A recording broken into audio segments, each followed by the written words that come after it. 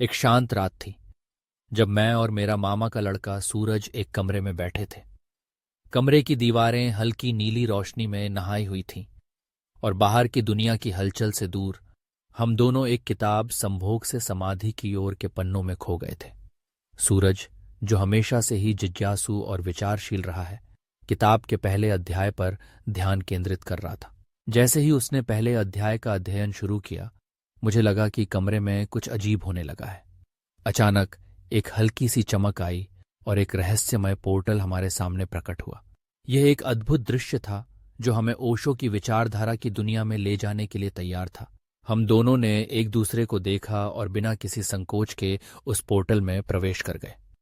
पहले अध्याय में ओशो ने कामुकता को प्राकृतिक ऊर्जा के रूप में प्रस्तुत किया था। जैसे ही हम उस दुनिया में पहुंचे, हमें एक सुंदर बाग दिखाई दिया जहां हर ओर रंग बिरंगे फूल और पेड़ थे।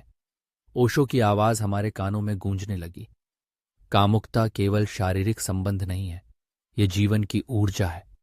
इसे समझना और स्वीकार करना आवश्यक है। सूरज ने मेरी ओर देखा और कहा, क्या यह सच है? क्या कामुकता को समझना हमारे जीवन को और भी समृद्ध बना सकता है? मैंने उत्तर दिया, बिल्कुल सूरज। जब हम इसे एक प्राकृतिक शक्ति के रूप में देखते हैं तो ये हमें हमारे भीतर की गहराई को समझने में मदद कर सकती है। हमने उस बाग में घूमते हुए महसूस किया कि कामुकता का अनुभव केवल शारीरिक नहीं बल्कि मानसिक और आध्यात्मिक भी है। इसके बाद हम अगले अध्याय की ओर बढ़े जहां ध्यान और इंद्रियों की स्वीकृति पर चर्चा की गई थी। जैसे ही हम एक शांत तालाब के किनारे बैठे, ओशो ने कहा, ध्यान केवल चुप्पी में बैठना नहीं है, यह अपने इंद्रियों को स्वीकार करना और उन्हें नियंत्रित करना है। सूरज ने तालाब के पानी में अपने प्रतिबिंब को देखा और कहा, क्या इसका मतलब यह है कि हमें अपनी इंद्रियों को समझना चाहिए? मैंने कहा, हाँ सूरज, जब हम अपनी इंद्रियों को स्वीकार करते हैं तो हम अपने भीतर की सच्चाई को पहचान सकते हैं। यह हमारे ध्यान को गहरा बनाता है। हमने उस स्थान पर ध्यान लगाने की कोशिश की और जैसे जैसे हम गहराई में गए, हमें महसूस हुआ कि हमारी इंद्रियां हमें बाहरी दुनिया से जोड़ती हैं और जब हम उन्हें समझते हैं तो हम अपने भीतर की शांति को पा सकते हैं। अब हम तीसरे अध्याय में पहुंचे जहां ओशो ने प्रेम और संबंधों के बारे में अपनी दृष्टि साझा की थी। एक खूबसूरत उद्यान में जहां प्रेम की खुशबू फैली हुई थी, ओशो ने कहा, प्रेम केवल एक भावना नहीं है, यह एक गहरा संबंध है। जब हम प्रेम को समझते हैं तो हम अपने रिश्तों को और भी मजबूत बना सकते हैं।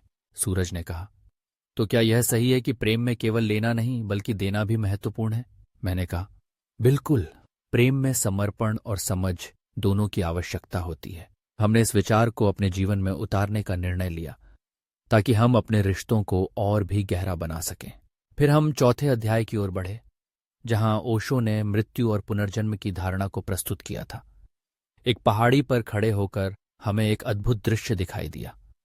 ओशो ने कहा, मृत्यु अंत नहीं है, यह एक परिवर्तन है। जब हम इसे समझते हैं तो हम जीवन को और भी गहराई से जी सकते हैं। सूरज ने कहा, क्या इसका मतलब यह है कि हमें मृत्यु से डरना नहीं चाहिए? मैंने कहा, सही कहा सूरज, मृत्यु एक चक्र है और हमें इसे स्वीकार करना चाहिए। ये हमें जीवन की मूल्यवानता को समझने में मदद करता है। अब हम अंतिम अध्याय की ओर बढ़े जहां ओशो ने समाधि की अवस्था में पहुंचने की प्रक्रिया का वर्णन किया था। एक शांत स्थान पर बैठकर ओशो ने कहा, समाधि एक गहन अनुभव है जहां हम अपने भीतर की शांति को खोजते हैं। यह केवल ध्यान का परिणाम नहीं है बल्कि एक गहरी समझ की आवश्यकता है।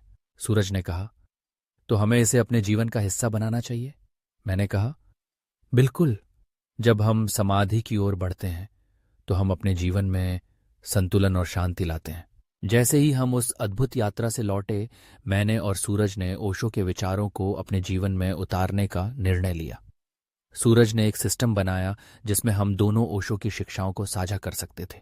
हमने अपने अनुभवों को साझा करने के लिए एक समूह बनाया जहां हम एक दूसरे के साथ अपने विचारों और अनुभवों को साझा करते थे। यह सिस्टम हमारे जीवन का अभिन्न हिस्सा बन गया और हम दोनों ने अपने ज्ञान को फैलाने का संकल्प लिया। इस तरह ओशो की शिक्षाएं हमारे जीवन में सकारात्मक परिवर्तन लाने का माध्यम बनी। हमने समझा कि कामुकता और आध्यात्मिकता का संबंध गहरा है और जब हम इन दोनों को एक साथ लाते हैं तो हम अपने जीवन को और भी समृद्ध बना सकते हैं।